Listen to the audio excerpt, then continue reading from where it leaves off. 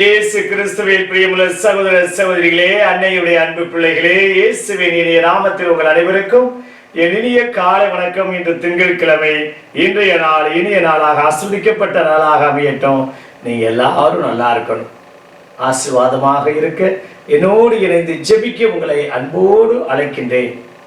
பிரியமான சகோதர சகோதரிகளே, என் மகள் இறந்து விட்டால் நீர் வந்து அவள் மேல் கையை வையும், அவள் உடனடியாக உயிர் பெற்றெழுவாள் என்று தலைமை குரு யாயிர் ஆண்டவரை அழைக்கின்றார். நான் ஆண்டவருடைய மேலுடைய தொட்டாலே போதும் பரிபூர்ண சுகம் அடைவேன் என்று நம்பினார். பிரியமானவர்களே, ஒரு சிட்டியில ஒரு சின்ன பையன் மொட்டை மாடையில் நின்று கொண்டு பட்டம் விட்டுக் கொண்டிருந்தான். பட்டம் அவனுடைய கண்களுக்கு தெரியவில்லை, எங்கோ பறந்து கொண்டிருக்கின்றது. ஆனால் பட்டம் அவனோடு இருக்கின்றது என்பதை தான் வைத்திருந்த அந்த நூலை சுண்டுவதால் அவன் அறிந்து கொண்டான், புரிந்து கொண்டான், அவனுடைய கட்டுப்பாட்டில் பட்டம் இருக்கின்றது என்று. அந்த வழியாக சென்ற ஒரு பெரியவர் கேட்கிறார், தம்பி நீ என்ன செய்து கொண்டிருக்கிறாய் என்று. தாத்தா, நான் பட்டம் விட்டு இருக்கிறேன் என்று சொன்னானா. பார்த்து, ஒன்னும் பட்டத்தை ஒன்றும் காணாமே, உனக்கு ஏதாவது தெரியுதா என்று. எனக்கு தெரியவில்லை, ஆனால் நான் வைத்திருக்கக்கூடிய நூலை சுண்டுவதால் அந்த பட்டம் என்னோடு இணைந்திருக்கின்றது என்பதை நான் அறிந்து கொள்கிறேன் தாத்தா என்று கூறினானா. ஆண்டவர் மேல் வைத்திருக்கக்கூடிய விசுவாசமும் நம்பிக்கையும் இதே போலதான். ஆண்டவர் நம்மோடு இணைந்திருக்கிறார், நாம் ஆண்டவரோடு இணைந்திருக்கின்றோம் என்பதை எப்படி அறிந்து கொள்வது? காணாத கடவுளை நாம் விசுவாசம் நம்பிக்கை கொள்வதன் வழியாகத்தான் அறிந்து கொள்ள வேண்டும். இன்றைய நாளுடைய நற்செய்தியிலே இரண்டு அற்புதங்களை, இரண்டு நபர்களை, இரண்டும் ஒன்று சிறுமி, இன்னொன்று பெரும்பாடு ஸ்திரீ. 12 ஆண்டுகளால் இரத்த போக்கியால் சிரமப்பட்ட பெண்மணி. இங்கு செத்து போன சிறுமிக்கு ஆண்டவர் உயிர் பிச்சை கொடுக்கின்றார், உயிர்த்தெழச் செய்கிறார். பிரியமான சகோதர சகோதரிகளே, இரண்டு நபர்களும் எக்ஸ்ட்ரீமா நம்ம பார்க்கின்றோம். 12 ஆண்டுகள் தான் வைத்திருந்த எல்லாத்தையும் செலவு செய்து பலதரப்பட்ட வைத்தியங்கள், பலதரப்பட்ட மருத்துவரை, பலதரப்பட்ட இடங்களில் சென்று வைத்தியம் பார்த்தும் அவருக்கு பரிபூர்ண சுகமும் நலமும் அடையவில்லை. இங்கு பார்க்கின்றோம், அந்த சிறுமி செத்து போய்விட்டார், யாயினுடைய மகள்.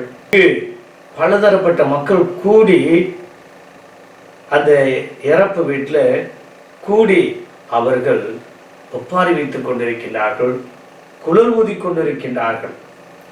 ஆனால் செத்துப்போன நபரை கரம் பிடித்து ஆண்டவர் லலிதாக்கும் என்று கூறுகிறார். சிறுமியே எழுந்து வா, எழுந்து வருகிறார். அந்த யாயினுடைய நம்பிக்கை அளவு கடந்தது. ஏதோ தலைமை குருவாக இருந்தாலும் அவர் ஆண்டவர் மேல் வைத்திருந்த அவ்வளோ அளப்பெரிய விசுவாசம். அந்த பெண்மணியும் அளப்பெரிய விசுவாசம் வைத்திருந்தார்.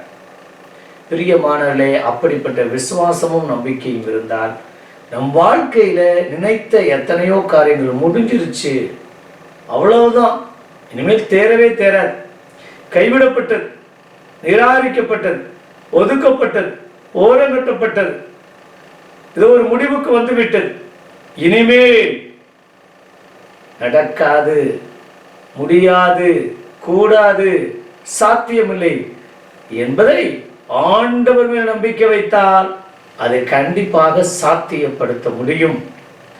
ஆண்டவர் அந்த யாயிரை போல நாமும் இந்த நாளில் சொல்லுவோம், ஆண்டவரே முடியாதுன்னு சொல்றாங்க, நடக்காதுன்னு சொல்றாங்க, ஒரு சாபக்கேடுன்னு சொல்றாங்க, ஆண்டவரே நீங்க வாங்க, ஆண்டவரே அந்த யாயிர் மகளுக்கு உயிர் பிச்சை கொடுத்தது போல எங்க குடும்பத்துல ஒரு உயிரோட்டம் இருக்கணும், நாங்கள் மீண்டும் உயிர் தர வேண்டும், நாங்கள் மீண்டும் பழைய நிலைக்கு வர வேண்டும், இந்த இரட்டிப்பான ஆசீர்வாதத்தை நாங்கள் பெற வேண்டும். அது அன்பாக இருக்கலாம், உறவாக இருக்கலாம், சொத்தாக இருக்கலாம், பணமாக இருக்கலாம், நகையாக இருக்கலாம், அல்லது உடல் நிலையாக இருக்கலாம், உடல் நலமாக இருக்கலாம். அத்தனையும் இழந்து போனதை ஆண்டவர் நிச்சயமாக இரட்டிப்பான ஆசீர்வாதத்தை கொடுப்பார். நான் நம்பிக்கையோடு இருந்தார். மகளே, உன் நம்பிக்கை உனக்கு நலமளித்தது என்று ஆண்டவர் நாம் ஒவ்வொருவரை பார்த்து கூற வேண்டும். மகனே, மகளே, நீ என் மேல் வைத்திருந்த நம்பிக்கை, இதோ நான் உன்னுடைய வீட்டுக்கு வந்தால் முடிந்ததும் ஒரு நிறைவுக்கு வரும், முடியாததும் ஒரு நிறைவுக்கு வரும். இப்படிப்பட்ட விசுவாச நம்பிக்கையோடு நாம் இணைந்து ஜெபிப்போமா? பரலோக தந்தை இறைவா, தர்மியான இனிமையான 2 பெண்மணிகளை, அந்த சிறுமியையும் அந்த பெருமாறு ஸ்திரீயை இந்த நாளில் நீ பரிபூர்ண சுகுணலம் கொடுக்கின்றேன். அப்பா, அந்த யாயர் எவ்வளவு பெரிய தலைமை குருவாக இருந்தாலும் ஆண்டவரை பார்த்து கெஞ்சி கேட்கின்றார், என் வீட்டுக்கு வாரும், என் மகள் இறந்து விட்டாள், நீ வந்து உன் கையை அவள் மேல் வைத்தால் போதும், அவள் உயிர் பெற்றெழுவாள், உடனடியாக உயிர் பெற்றெழுவாள், உடனடியாக. அப்பா தகப்பனே, அப்படிப்பட்ட உடனடியாக இந்த காரியத்தை ஆசிர்வதிங்க, இந்த நபரை ஆசிர்வதிங்க, இந்த செயலை ஆசிர்வதிங்க, ஏதோ இந்த போக்குவரத்து ஆசிர்வதிங்க, இந்த படிப்பு ஆசிர்வதிங்க, இந்த தடைகளை ஆசிர்வதிங்க, சாபங்களை ஆசிர்வதிங்க. எல்லாமே நீ வரக்கூடிய நாட்களில் நல்லதே நடக்கணும். இதோ உன் விசுவாசம் உன்னை குணமாக்கிது என்று சொன்ன தேவனே, எங்களுடைய விசுவாசத்தை நம்பிக்கை பாராட்டி அற்புதங்களை மதிசிங்க அன்றாட வாழ்க்கையில் காணக்கூடிய அனுக்கிரகத்தை பாக்கியத்தை கொடுத்து ஆசீர்வாதத்தால் நிரப்பும்படி எங்கள் ஆண்டவராகிய இயேசு கிறிஸ்துவின் நாமத்தில் ஜெபிக்கிறோம் நல்ல பிதாவே, ஆமென்.